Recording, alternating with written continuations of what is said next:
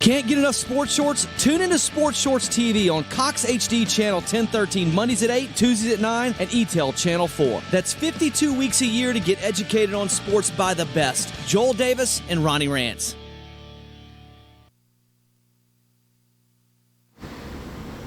And welcome to this week's show. Sports Shorts presented by LeBear's Casino, now open 24 hours a day, 365 in the Baton Rouge area.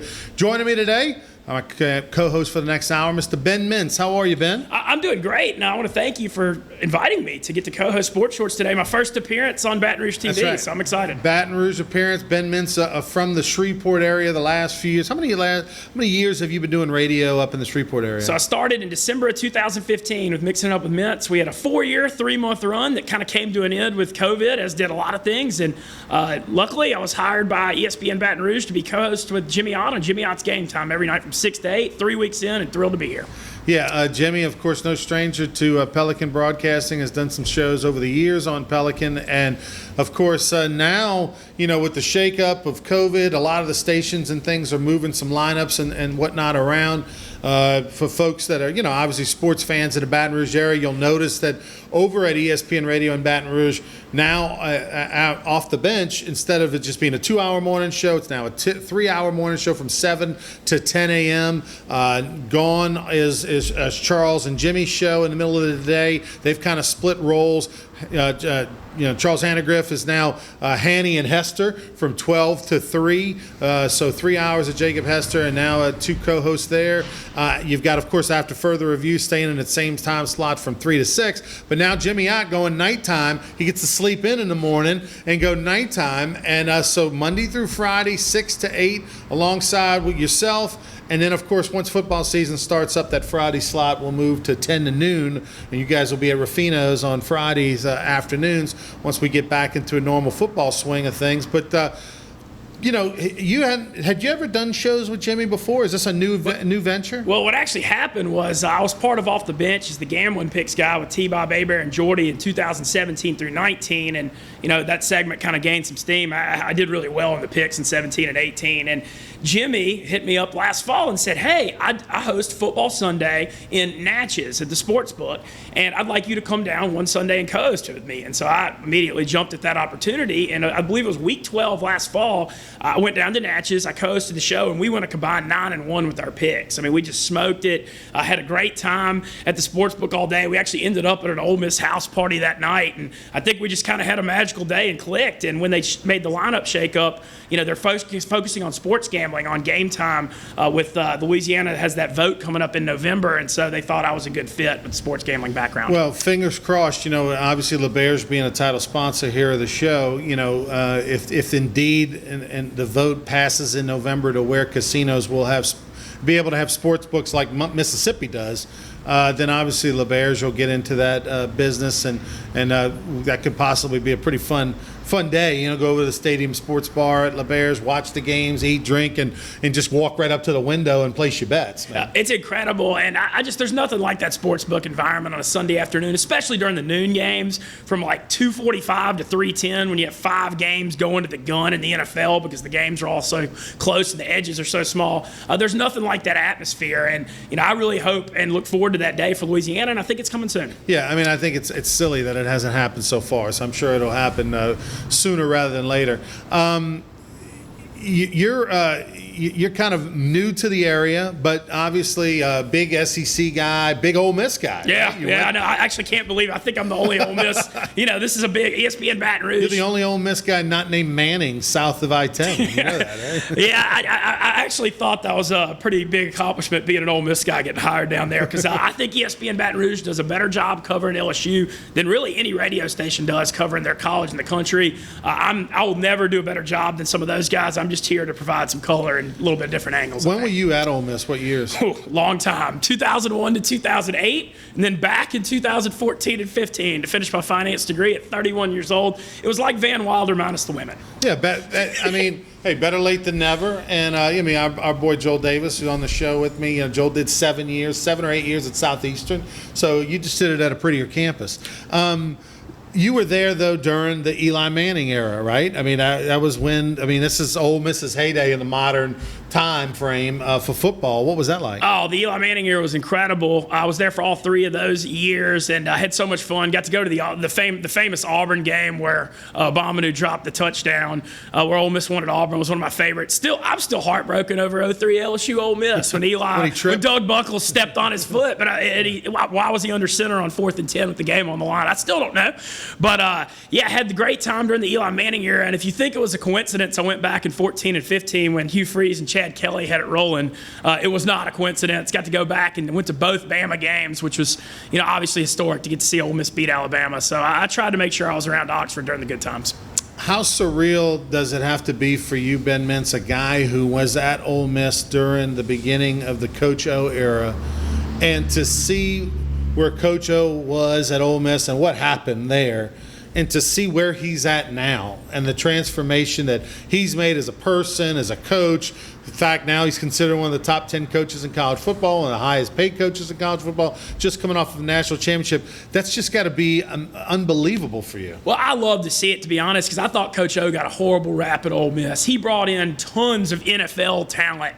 Guys, Michael Oher and Mike Wallace, and bunch. Greg Hardy was extremely talented, but there were a lot of them that he recruited, and he only got a couple of years there. And then Houston Nutt comes in and goes 8-4 and wins back-to-back Cotton Bowls with all of Coach O's recruits and gets SEC Coach of the Year when he didn't develop any of those guys. And so I always had a little bit of a bad rap. I thought Coach O, did an incredible job recruiting at Ole Miss, and he took over a 4-8 team. I know obviously he's learned a lot from then till now, especially about delegating to his assistants. When he took over at Ole Miss, he was trying to be involved in the offense, the defense. He was all over everything. And now when you look at LSU, he does such a good job of letting Steve Ensminger handle the offense and just the assistants. He knows his role a lot better, but I believe people evolve and change in life. And I think Coach O is a completely different person than he was 10 years ago. And when he went back to Oxford in 2017 for the Ole Miss LSU game where Darius Geis ran for 1,000,000 yards, he actually apologized to a lot of the people at Ole Miss saying, look, I was a little out of line 10, 15 years ago. I've grown and changed a lot. And to me, that's a big part of life, growing as you get older. And so in your opinion, that's kind of what it did. He just was a brash, hard personality to deal with. Is that why he just didn't get the rope that he needed to see the good days? Because obviously he did a great job recruiting. That's always been his bag. He had Frank Wilson came over there at the time and helped him out.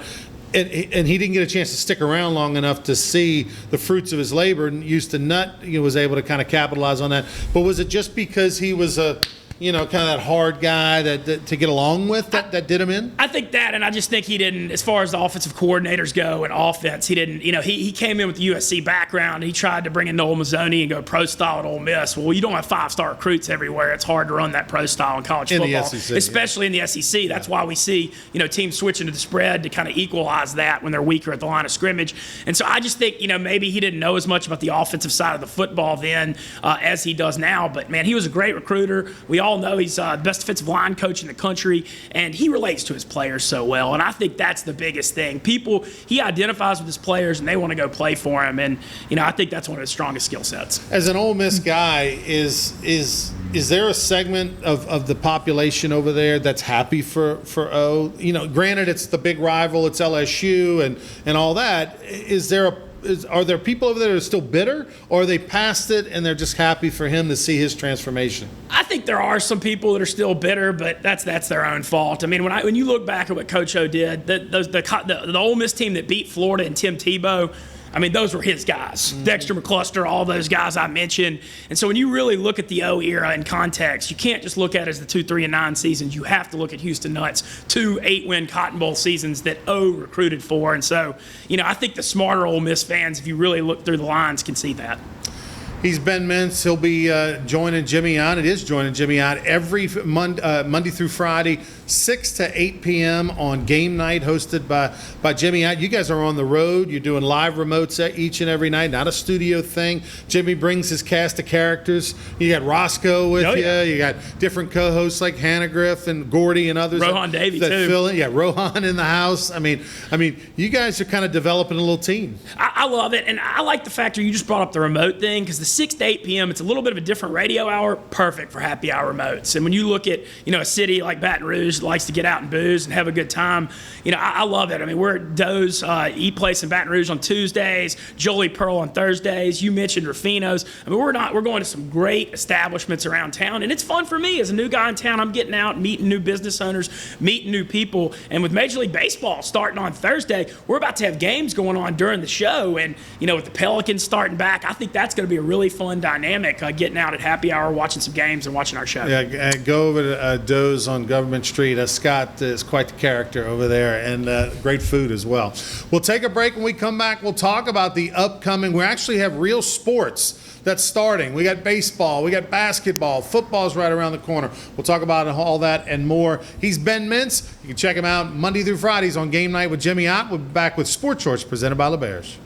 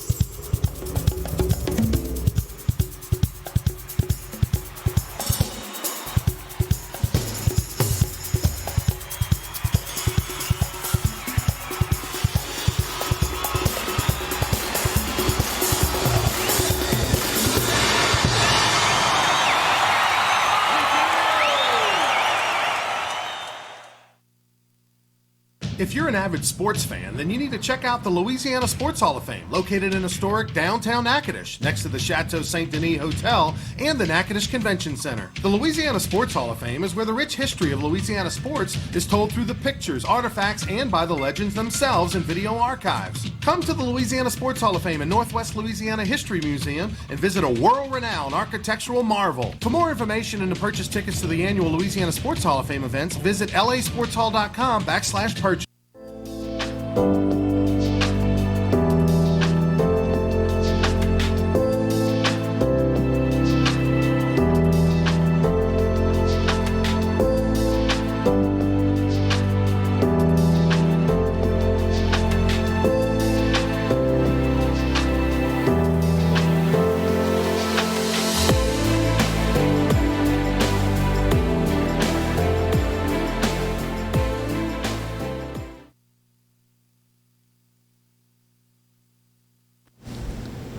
Welcome back, everyone, to Sports Shorts presented by LeBears Casino. Ronnie Rance, Ben Mintz with you. You can hear Wolfman Jack. You had that comparison before? I've heard a lot of them. I hadn't heard Wolfman Jack. Have you know Wolfman Jack? Yeah, oh yeah. Legendary. He's got that raspy voice like you got over there. He was made a career for about 50 years on the radio and all around the country. Ben Mintz, of course, you and I talked over the years when you were up in Shreveport. I know you're friends with Josh Booty, who you're going to have on the show with you and Jimmy Ott. But the Port City, I mean, what's the transition been like? What are you looking forward to about now taking your career from Shreveport to Baton Rouge? Everything. I'm looking forward to literally everything because, I started in Shreveport and Bossier with no experience in sports radio. I only got the job because my friend Sean Fox, who runs sports radio in North Louisiana and Monroe and Ruston, they went after him, and he had a wife and a kid, and so he didn't want to move to Monroe. And he told him, he's like, I got a guy that's got a funny personality and a lot of sports knowledge, but he has no experience. So it's either going to be really good or it's going to be a disaster. And luckily they took a shot on me. And the first 9 months, I was terrible. Right. I mean, I'll admit it. But luckily, we got to the first fall, and doing a 3-hour show every day, you get a lot of experience. You get good in a hurry. Yeah, you get better. Or realize you don't want to do it. And so I got a long leash and was able to build Mixing Up with Mintz in the #1 afternoon sports show in Shreveport Bossier. And 4 years I think was the right amount in Shreveport. I think I did everything I could do in Shreveport in my 4 years. And I got to be honest, ESPN Baton Rouge is just the one I wanted. I mean, I can't even begin to tell you how happy I am about this opportunity. I feel like it's a step up a little bit from like the minors to the major leagues, and I'm going to do everything I can in my power to make the best of it. Well, look, I know folks are looking forward to to hearing you. I hope your picks are better this year than last year. Yeah, college football was because rough I got to last be year. honest with you, Ben. You cost me a little bit because I was digging last year. I only bet. I'm not a gambler year round, but I do bet on football season, college football, pro football. That's the time of the year I bet. I'm not going to bet baseball. I'm not going to bet basketball, although it's an occasional one-off kind of thing. So I saved my coins for the 6 months during football season. And last year was brutal. Even the last 2 years, for me personally, were not good. Okay, because I've done this, and you're gonna. As soon as I tell you what I do, you're gonna tell me that's why you lose.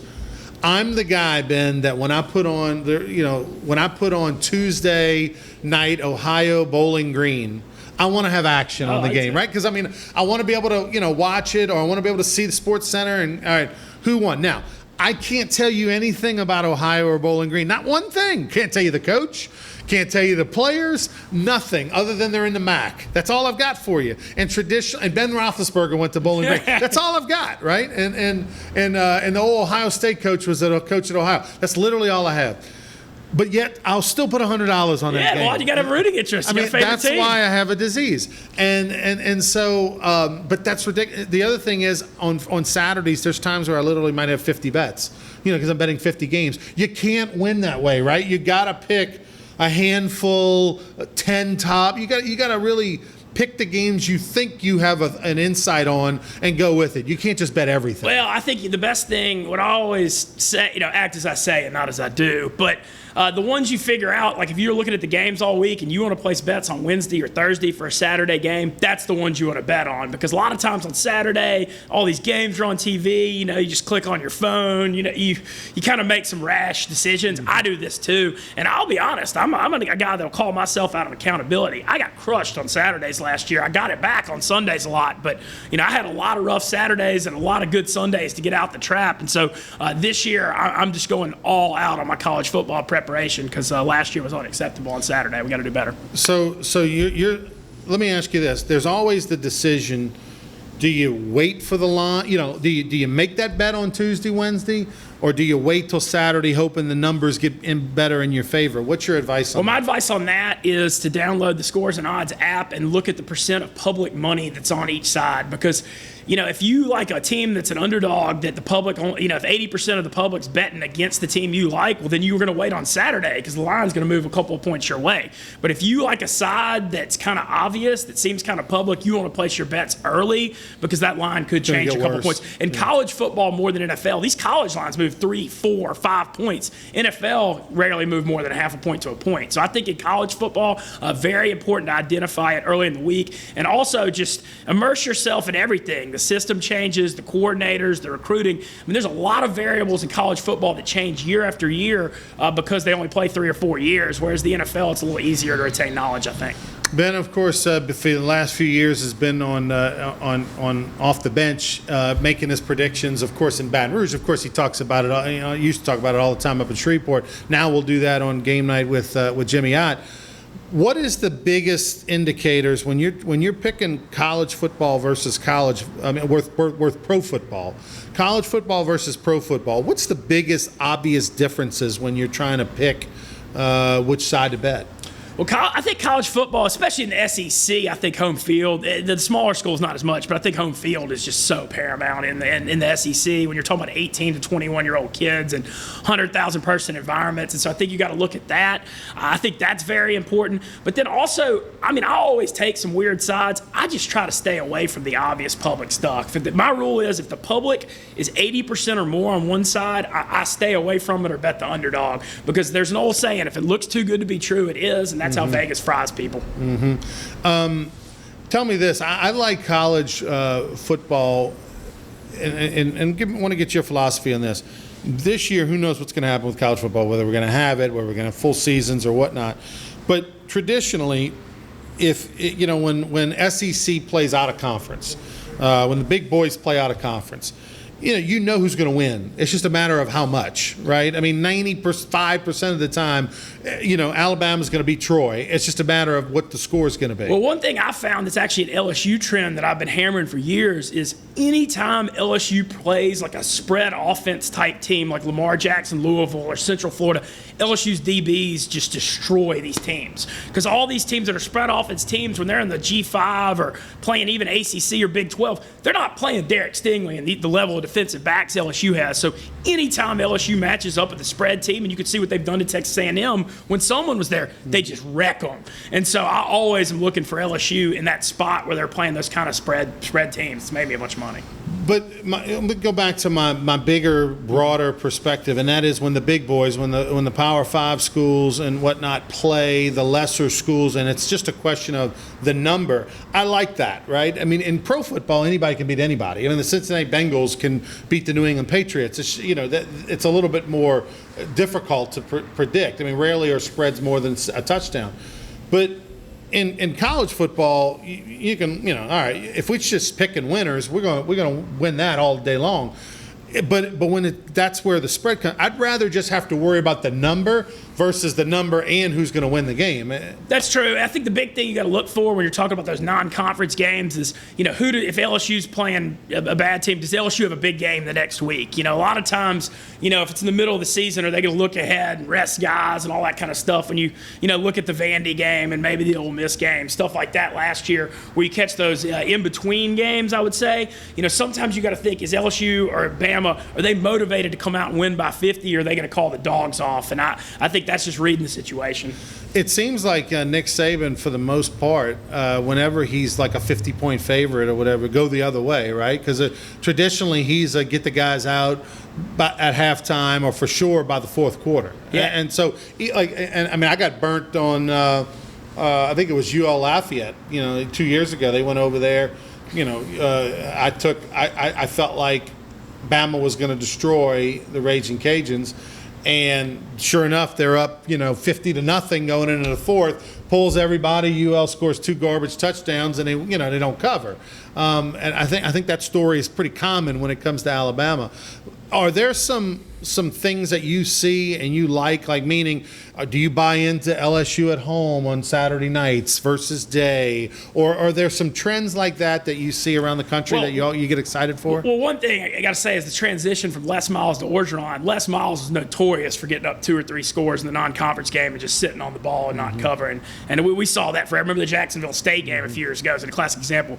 These O teams aren't doing that. Coach O, and we saw that offense last year. I mean, they were scoring as much as they could anytime, going for the throat a little more. And so LSU seems like they're kind of, working harder to run it up a little more. One other comment on that, analyzing it, college football games last forever because the clock stops on first downs. You have the 7-minute TV timeouts. There are I believe there are 4 or 5 more possessions each for teams in college than pro football because of the rules and the clock stoppages. And so when it comes to covering those 28, 31-point lines, it actually happens more often than you think because the games get extended. And then especially in the second half, man, these G5 teams, they come out fired up to play the SEC. Comes the third quarter, they're out of gas. They ain't got 8-10 defensive linemen rotating like LSU and all these big SEC schools do. So the second halves can get real out of hand sometimes. So on Scott Van Pelt has a famous segment called Bad Beats, and there's a famous segment of that. Do you have a bad beat story, that is just one that will live with you forever? Yes, I do. And this is a famous one that's been talked on a lot, but this is the 2004 Final Four when Duke was playing UConn, and it was the Emeka Okafor and Driss Duhon, old Salmon, Slidell. He's the one who got me. So I had UConn by 1.5, and they're up by 4, and Driss Duhon launches a half-court shot with 2 seconds left and banks it in at the buzzer for Duke to win by 1. And this was when I was a junior in college, and I had a lot more money on this game than I should have in my college years. And I remember I just collapsed into my buddy's couch. And I just couldn't believe what I just saw. But people still talk about that when 16 years later, Driss Duhon banked it in the half quarter. And Duke still loses, of course. So I've got one. Everybody's got one, right? Yeah. And I was not a big gambler at the time. I bet more now in the last 5 years than I did at the time. But when Jared Lee was the quarterback at LSU, his redshirt freshman year, and he threw 16, 18 interceptions that year, LSU played Tulane at home. And I had done the color on a couple of Tulane games for CST like the 2-3 weeks before. So I had a really good knowledge of the team and the injuries and at the time when Tulane was coming into Tiger Stadium, this is what, 2008, 2000, I think it was 2008. Yeah, I remember Lee was 08. Yeah, 2008. Tulane's starting quarterback was out. Their kicker was out. Their best receiver was out, and I think their best running back. They literally were playing the main key positions. They had the backups in. And they had just lost to Army. Stan Brock was the coach of Army. They just lost to Army like at Tad Gormley Stadium like 2 weeks before. This was a bad Tulane team. And they're coming in to take on Les Miles and LSU in 2008, the year after the national championship, granted with Jared Lee at quarterback. The line opened up that week at 25. Okay. And I said to myself, LSU's going to beat Tulane 42-0, 49-3. Like, there was no way Tulane was going to score a touchdown. They might get a couple field goals or something, but they weren't going to score a touchdown. I knew that. And I said, like, if LSU just runs 34 wham, they're going to, power plays, they're going to win 52-3, okay? Because they couldn't match up with them. Well, in typical Les Miles fashion, he takes the air out of it, and, it's 35-3. With 5 minutes to go in the game. Okay, so and here's the caveat that's the biggest mistake on my part. I see the line open up at 25, but I don't place the bet. Oh man! By the end of the week, when I do place the bet, the line's 29. Oh man, that's what I was talking about. So and again, it was a bad decision on my part. 35-3, LSU's up with 5 minutes to go, and I'm doing the post game interviews and stuff for CST back then. So I'm on the sidelines, and I'm a little nervous because, it's 35-3. A fumble Ruski or whatever. But still, listen, Tulane was terrible, playing with all their backups. They're not going to score. LSU gets the ball back with 5 minutes to go, up 32. Look, we're just going to power it down the field. We might get a touchdown. 2 first downs, whatever. over, yeah. But no, we decide that we're going to work on the passing game. Oh, no, he does pick six here. And Jared Lee throws a pick six to a middle linebacker. Up 35-3 with 5 minutes to go in the game. I guess because, he had been so poor throwing the football most of the year, they wanted some opportunity to build his confidence or something. He throws a pick six to number 52. I'll always remember it. In the middle of the field. To this day, I don't know who he was throwing the ball to. And the guy goes about 35 back to the house for a touchdown. Now it's 35-10 with 5 minutes to go. Yeah. LSU's got the ball back. Okay, so I'm losing. I would have at least pushed had I gotten them the line earlier. It's 35-10 with 5 minutes to go, and now Les Miles decides we're just going to run it. And, of course, he runs it and then, kneels on it at the 5. Instead of getting that touchdown at the end, he's going to kneel on it. So at the time, I had placed a large bet, like you did in college, one you shouldn't have placed, right? More than I was making that day, let's say, right? Fair enough. So I'm up there, and to Jared Lee's credit, and I have said this time and time again, of all the LSU players I've interviewed over the years, I respect Jared Lee the most because in that year, in 2008, when he threw all those interceptions, he came out every game and did the post-game interviews. He walked out, 30 members of the media around him. He answered the questions. He never snuck out the back door, which they all do now. Nowadays, if a quarterback plays bad, Michael Bonnet and LSU, they don't even send him out. It's, he left or whatever. These players now are coddled beyond belief. Jared Lee, 2008, every game, walked out there, threw his 2 interceptions, and answered a question every week, and didn't give you attitude or anything. So I respect the man tremendously for that. So there I am, just lost my you-know-what. I'm going to be working free for a couple of weeks, a couple Saturdays. And there I am interviewing him. 3, 2. So, Jared, didn't see that guy at the end? Well, take us through that last interception, through that play. I was so mad at myself, so mad at him. But anyway, needless to say, I try to stay away from LSU, quite frankly, because of those situations. Well, I like what you said about his accountability, though, because when I got destroyed on some picks last fall, it's the same thing. It's all about taking ownership of your action. And what I've learned, people are going to have bad days. That's part of it in gambling, sports, life. But people respect the accountability. You get up there and say, look, I got destroyed today. My picks are wrong. My analysis is wrong. This is what happened. We're going to do better. And I've actually realized people respect the mea culpas. It's when you duck it and you're unfair to take criticism, it just kind of seems like it snowballs in life. Your boy Jacob Hester had a good year last year, Shreveport's own. He and I were doing his show on Mondays, and Jacob's kind of a quiet little place a few bets guy, and he likes the parlays, or like the bet $5 to win 1,000 I like doing long that too. shots, and and obviously you're not going to hit those, but he actually hit a few. Like, I mean, he broke the curve last year, on some of that stuff. I like finding those too. That's actually how I like to gamble as well. I like kind of doing future sweats too. I had LSU 17-1 national title last year, which I was obviously enjoyed that. But I like doing that same kind of thing, the low risk, high reward. You're investing, you give yourself a rooting interest, but you don't risk as much to where it'll really hurt. So did you get in on the Joe Burrow Heisman train at all? Never did? Well, the problem was people said he was 200-1 at the Beau Rivage in Biloxi.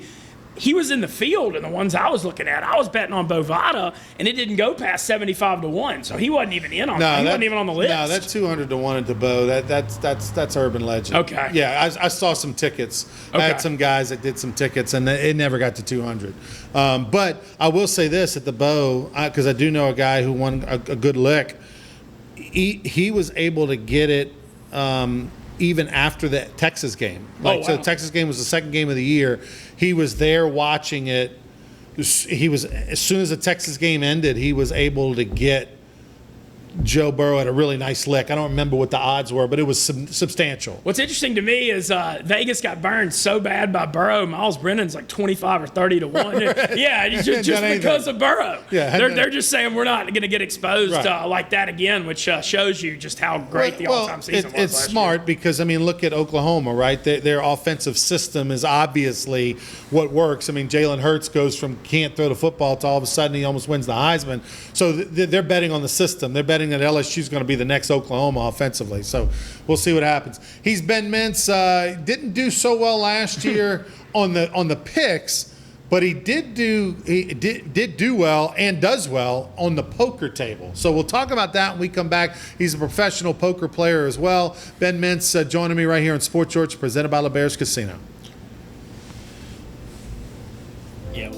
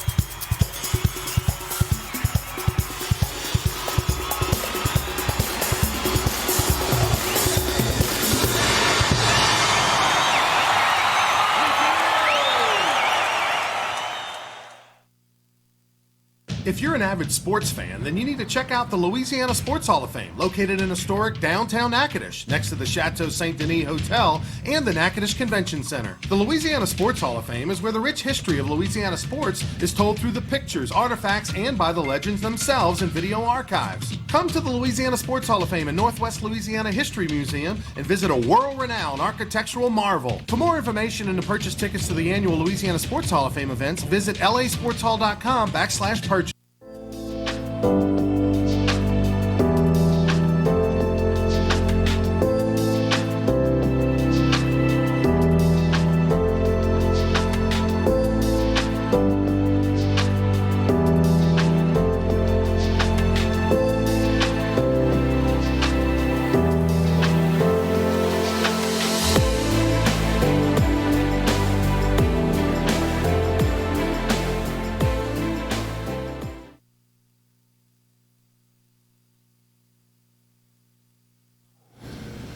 Welcome back, everyone, to Sports Shorts presented by LeBear's Casino. He's Ben Mintz. You can check him out on Game Night with Jimmy Ott Monday through Fridays from 6 to 8 on ESPN Radio in Baton Rouge. Don't forget, over at LeBear's Casino, they're open now 24 hours a day, 365. All the restaurants, the Bon Ton Buffet, 18 Steak, Stadium Sports Bar and Grill. And the cool thing is they just started this a couple of weeks ago. The rooftop pool on top of the hotel overlooking the Mississippi River at LeBear's in Baton Rouge is 21 and over now. So no rugrats running around causing trouble, with the water gun spraying you in the face and all that. All 21 and over. They got a great bar up top and a great view, and open till 9 or 10 o'clock at night during the summer at LeBear's Casino in Baton Rouge. We were talking with Ben Mintz about his gambling picks. He's that's kind of made a name for himself over the years as a prognosticator, and now he's you can check him out on Game Nights with Jimmy Ott. We won't talk about Jimmy's prognostications.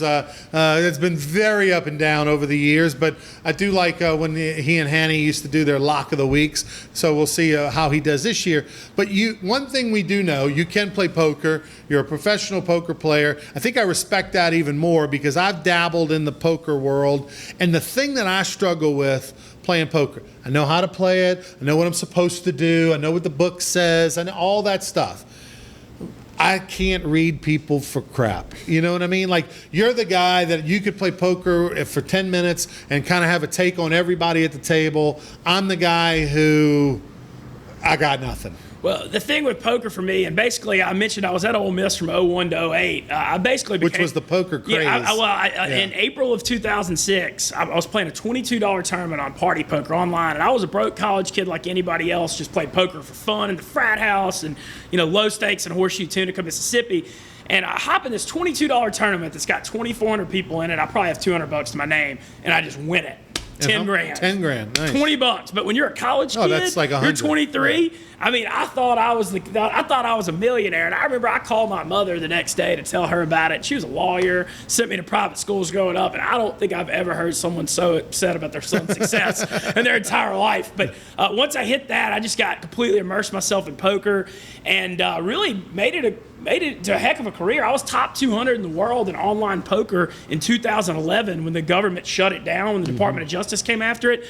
And then I also would play a lot live in the South, and I've made the final table of the World Series of Poker New Orleans main event at Harrah's twice in 2013 and 18, and then the peak of my poker career was the 2011 World Series of Poker main event. I got 75th out of 7,000 people in it. Yeah, that was unbelievable. What does that pay? It paid $90,000. $90,000. But what I'll say is, for the listeners, a $10,000 poker buy-in, I mean, I put up like $2K and sell action. Right. I mean, if you have $10,000 to play a poker tournament, you need to have a lot more money than I did. So I didn't get the whole nine. You had sponsors. Yeah. Mm-hmm, exactly. Would you say, honestly, and I know gamblers, man, are the biggest liars when it comes to, wins and losses, because everybody tells you about their wins, they don't tell you about their losses. But would you say over the course of your poker career, you're definitely up? Oh, versus the money that you've come out of pocket, lost at tables, put up for big, to buy in for, and all that kind of stuff. I'm a big winner in poker. I'll just be transparent. I mismanaged my life when I was living in New Orleans from 2009 to 14, and the House of the Rising Sun song said it. It's been the ruin of many a poor boy, and God, I know I'm one. I just enjoyed living in NOLA a little more, and probably was playing 20 hours of poker a week instead of 40 or 50, and going out to more concerts and eating out, and just kind of living above my means a little bit. And I think that was more my undoing in poker than my actual poker game. I just think I was young and I felt invincible, and I was humbled when I went back to school in 2014. I actually went from 75th in the World Series main to working in a kitchen at Proud Larry's in Oxford for $10 an hour making salads, and it humbled me. It was the best thing. It was more important than going back to school, was going from that pedestal in the poker world to working a part-time job. And so now I'm just so much more appreciative of the ability to play poker and employment. Two questions I have. One, for the people out there that do play poker online or a local game, or they're with their buddies, Is there one or two basic pieces of advice that you would pass on to someone? Yeah, it's kind of football's like this too. You just want to be zigging when they're zagging. So if you're at a poker table and you've got a bunch of young guys that are playing super aggressive, well then wait on a good hand. But if you're at a table with a bunch of older guys who aren't playing any hands, then push the action and be aggressive. You just always want to be the outlier and do what they're not. And I think one of my biggest skills in poker is you see my personality is just so loud and I have so much energy. People don't know how to react to me. And so what I try to do... You put them on tilt. Well, it's called the illusion of action. I make people think I'm insane, but all I'm doing is setting them up for when I have a good hand because they never believe me. And so if you sit around and you only play 3 hands an hour, well, then people are going to know you have a good hand when you play. So I kind of bluff at a lot of small pots to set up when I have a good hand and then get people to fall off a cliff. That's my strategy. That's a pretty good one. You always want to be doing opposite of what's going on. Online poker, to me, scares me a little bit because I don't know who's on the other side of the screens. I mean, heck, if the Russians can hack into the the DNC and everything else, they can obviously hack into my Ronnie Rance's iPhone or have algorithms and computer programs set up to where people can see where you have or understand that the online poker world where you don't know who you're playing. I don't think I want to do that. Do you play those types of games, or do you always play with people you know? So I do play those games, and my theory is this. I don't trust the online cash games as much, but tournaments that have 2,000 people or 3,000 people, I feel a lot better about that because friends aren't going to be able to be put at the same table and collude. So I like playing the online tournaments specifically. I don't play as much. If I'm going to play the cash games, I'll go in the casinos and play those. Yeah. So you don't play any cash games online? It's not at all. I play just online tournaments, but I love online tournaments. It's kind of like day trading in a way a little bit. You're making quick decisions with educated guesses in rapid amount of time, and my brain can process info quickly, so it fits my skill set. Do you, with online poker tournaments, when you're buying in for 10, 20, 50 bucks, whatever they are, do you finish in the money more times than not? Like what percentage do you finish in the payout? So usually they pay top 15 to 20%, and I cash between 25 and 30%. So I do, in the 25, 30% of the time you're getting paid. I'll get in the money. The big thing, though, it's all about closing because all the money's in the top 3 in these tournaments. And, I would say, just being honest about my skill set, I'm really good at giving myself a lot of chances, but I'm not necessarily like a front runner all the time. I'm a guy that's kind of in the mix, and I'm capable of winning big tournaments, but I'm not like I'm not a complete maniac. I guess that's how I'd put it. So now with the COVID, it's got to be hurting the poker, the in-person games, right? You don't have as many. You can't go play as much. Well, actually, COVID re-blew online poker up because of what you just said. People staying home. The casinos closing all their poker rooms because COVID. It's a bad situation. Poker, you're passing chips and cards and random people around a table. It's very bad. Live poker is terrible for COVID. So what happened when COVID went down was online poker blew up for the first time since 2011. And so I actually did 3 months of playing online poker a ton, and I had right when I got back to Oxford and left Shreveport, I got 5th out of 3,420 people in a $100 tournament for $15,000, and that paid for my few months in Oxford, luckily. Have you heard stories of collusion online? Oh, yeah. And algorithms and computer banks of trying to rip off people on these online poker? I have. There was a big story on Absolute Poker, I guess it was 10 or 11 years ago, where it was a player named Pot Ripper, had the RNG stuff where he could see everybody's cards in a tournament, and he used it in a $1,000 buy-in. But what always gets these cheaters is they get greedy. Right. If you could sit back and use that for years, but he was running psychotic bluffs. Well, people can go back and look at the hands and this doesn't look right. Like, how can this guy know with 6 high on the river to raise all in? And so that's kind of always what gets cheaters is just they get too greedy and they get caught. Instead of winning one tournament every 2 weeks, he's going to win one every day. Exactly. And be stupid and all that. It's never. That's the thing with the money thing. It's never enough for people. People get greedy. Right. He's Ben Mintz. You can check him out Monday through Friday on Game Night with Jimmy Ott. A great show, 6 to 8 p.m. on ESPN Radio in Baton Rouge. What's your outlook on football? Do you think we're going to have it, first off? I think we're having pro football. I feel almost 100%. Pro football with no fans? I feel almost 100% we're going to have pro, or at least 90 right now on pro football. College, I'm feeling better slightly. I feel 5 to 10% better in the last few days. Honestly, John Bill Edwards is going to have a big announcement that we're going to react to on the show that's going to determine a lot. High school football looks bad, I think. But my heart breaks for those seniors. I mean, these kids, you start playing football and you're 6, 7 years old building for your senior year, and to get that ripped away, I really hope that doesn't happen. The way high school football, is kind of headed, I know, it's from the Louisiana High School Athletic Association, they want everybody to play. So any of these decisions that come down in the next few months, and they're going to have nothing to do with the LHSAA, it's just going to be what the governor's office and local governments really allow. I know that the LHSAA, Eddie Bonine in particular, feels like he's going to probably he's looking at this possibly being handled like a hurricane, right? There's been many hurricanes that have hit at the beginning of the high school football season, and they knock out a school for a week or two because the hurricanes hit and people flood or whatever the case may be. So it may be that they'll have a football season, it's just going to be shortened. It'll be just, instead of maybe 10 regular season games, maybe only play 8 or 7 or 6. And then that way they get the playoffs in. I think that's and probably without fans, quite honestly. I mean, they played state championship basketball games without fans. They can obviously play regular season football games without fans. Who knows what's going to happen? And here's the thing: whatever we decide as we tape this show on July 21st could change July 22nd. I mean, whatever happens today can change tomorrow, because that's the world we're living in right now. That's the kind of information we're getting. Things spikes, things go down. Some parishes say, yeah, we're open. Some parishes say, yeah, we're closed. It's insane.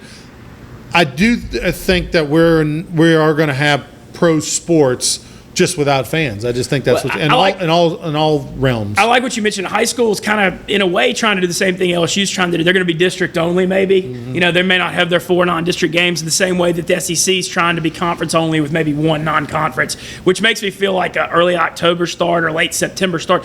The logistics of getting all these kids back on high school and college campuses in late August, it's going to be awful hard to kick off football season on Labor Day, because that's going to be a huge undertaking already. So it makes sense to start late September, early October, when they kind of get things more figured out. Well, the thing about it is that high school football right now, they are already together. They're working out. They're doing conditioning just like LSU is. They're running sprints. They're lifting weights. They're throwing the football around. They're doing all of that right now. They're just not hitting each other in pads, because that doesn't technically start for a couple more weeks. That's the part that's going to be delayed. And then the other thing is, if schools don't allow you to come back, meaning they do online classes only, or there's some parishes that are telling students, hey, your choice. You can either be a full-time student, you can be a part-time student, meaning you come 2 days a week and you take the rest at home, or you can take all the classes at home.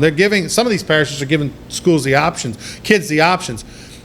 I don't know how you give kids the options, but yet say you can play football. You either got to be all in or all out, right? One thing I'm hearing, too, from Ole Miss, from my friends that work at the university, all these college players are going to take all online classes to keep the college players in a bubble in the indoor practice facilities to where they're only associating with each other. And I expect LSU and a lot of the SEC to follow suit to keep the college players away from the general student populations. It is absolutely insane. We'll take a break, come back, final segment of Sports Shorts presented by LeBear's Casino. He's Ben Mintz. I'm Ronnie Rance. We'll be back with more right after this.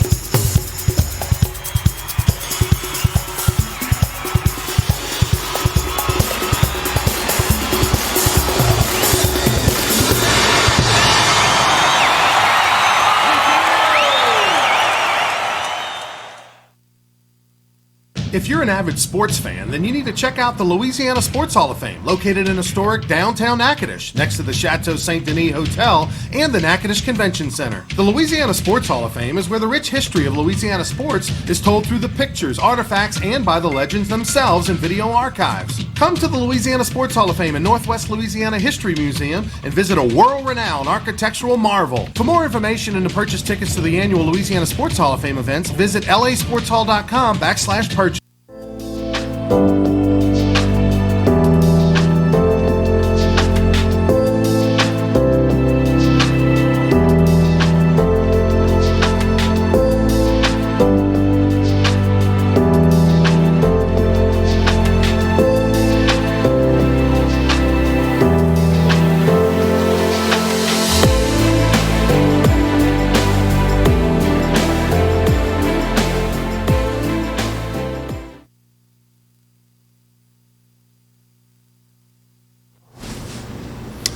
Welcome back. Final segment of Sports Shorts presented by LeBear's Casino here in Baton Rouge. He's Ben Mintz. I'm Ronnie Rance. And we're talking this week, Major League Baseball starting back up. It is so weird to be watching Major League Baseball without one person in the stands. I mean, it almost looks like, you know, in high school baseball, how they have these little workouts, these little clinics, these little showcases. It looks like showcase baseball, but with the best players in the world.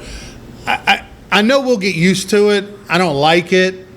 It's got to take a little something out of you as a player, I would think. You know what I mean? It's better than no baseball, though. Sure. But one angle I have on it is for the Houston Astros, who are facing one of the most fascinating seasons ever. Now they get to avoid it. Exactly. No fans in the stands helps them coming off the scandal. And so I actually think it can kind of help them in a little bit of a way. But it's fascinating. It's not something I'll ever begin to get used to. But it starts Thursday night, and you know it's going to be a lot of fun. We're having a big event on Thursday night at Jolie Pearl for opening night of pro baseball that I'm super excited about. Yeah, you know, that's a great point you make about the Astros, because by the time, let's hope, right, that in 2021 we're back to normal with baseball and fans, and by the time we get to that, people are going to be so excited to be back in baseball. It'll be a year and change removed from the whole cheating scandal. Yeah, they'll get some. They'll still get theirs, but they're not going to get it like they would have this year. No, and another point about this pro baseball season, my beef with pro baseball is the 162 games. The games feel meaningless sometimes.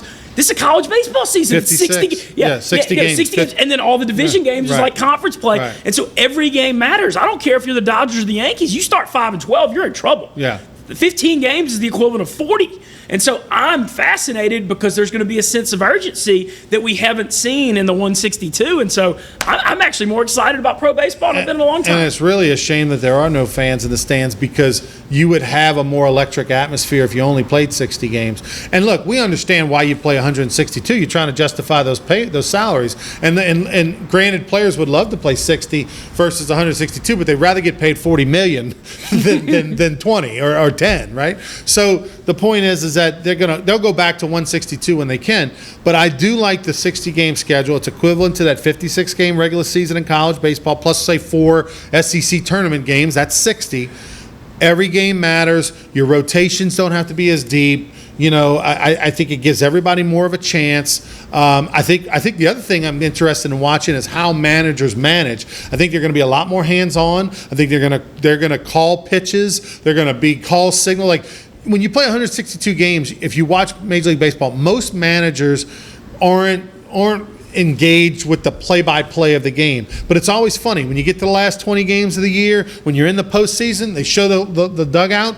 You see the guy giving signals, and he's calling pitch outs, or he might even be calling pitches. That's something you don't see during the regular. But you see that in college. You don't see that in the pros. You're going to see that in a 60-game schedule. There's a couple angles I have on this. First, I'm surprised Vegas has not changed the odds on the favorites, because I think 60 games favors more anarchy. Yeah. You know, like I said, Dodgers, start 5-10. Last year, the Nationals were 10 under 500, 60 games into the season. So I think it opens the door for some underdogs. I think it hurts the favorites. And the other thing is something you mentioned. What team's going to step up and say the heck with it. 4-man rotation. Only 60-game season. And a team I'm watching closely is the Tampa Bay Devil Rays, because as an organization, they're very forward-thinking. They try all kinds of weird stuff, and they've got 3 of the top 6 guys in the AL Cy Young odds. And so they're a team I'm watching maybe to benefit from the 60 games. And let's face it, Tampa's used to playing with no fans anyway. Yep, It's going to be the same for them. I mean, they're going to no different. They're going to come out like this. Yeah, this is normal. Everybody else is going to be freaking out.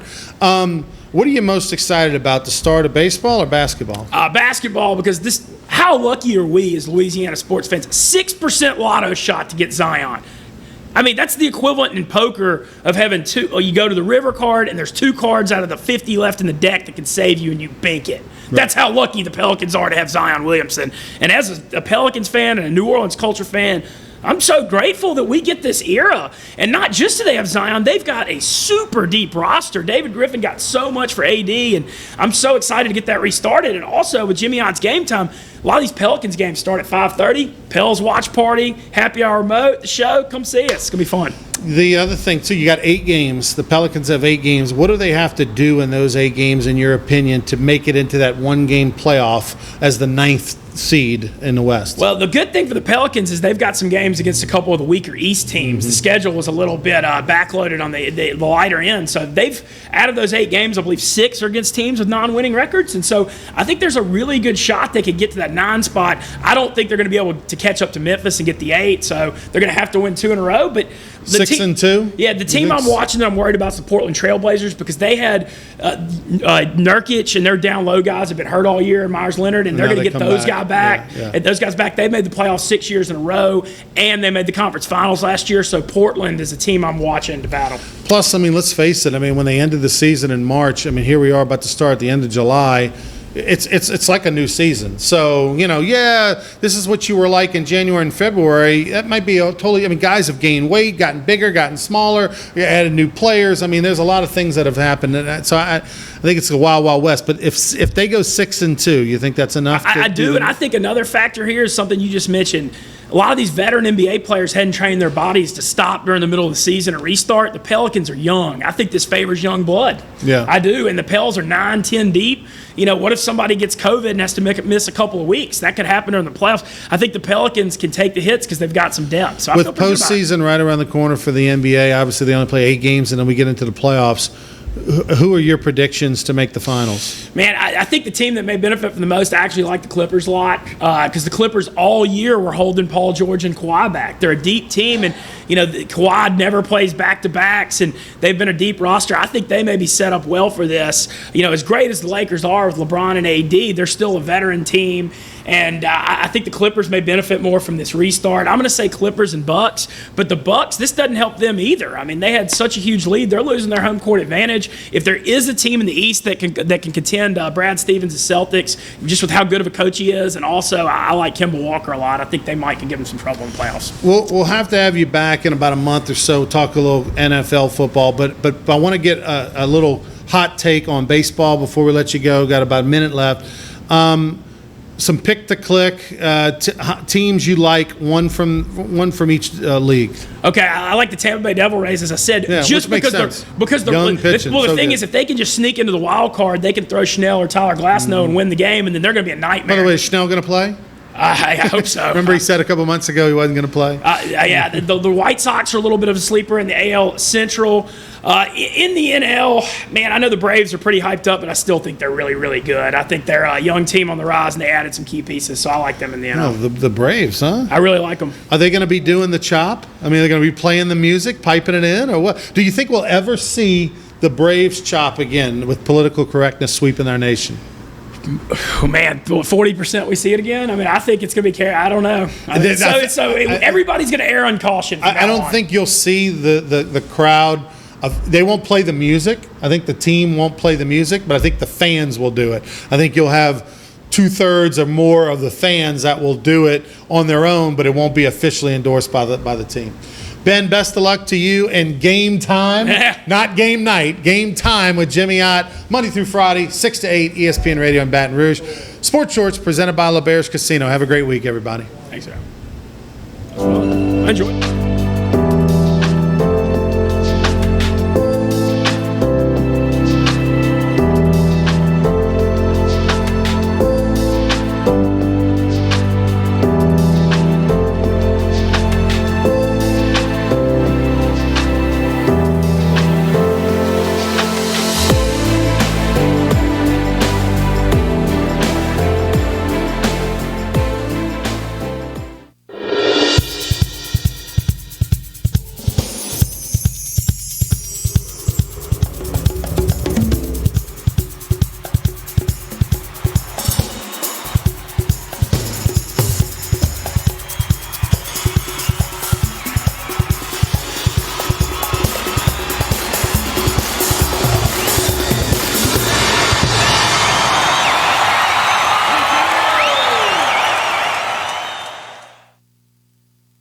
If you're an avid sports fan, then you need to check out the Louisiana Sports Hall of Fame, located in historic downtown Natchitoches, next to the Chateau Saint Denis Hotel and the Natchitoches Convention Center. The Louisiana Sports Hall of Fame is where the rich history of Louisiana sports is told through the pictures, artifacts, and by the legends themselves in video archives. Come to the Louisiana Sports Hall of Fame and Northwest Louisiana History Museum and visit a world-renowned architectural marvel. For more information and to purchase tickets to the annual Louisiana Sports Hall of Fame events, visit lasportshall.com/purchase.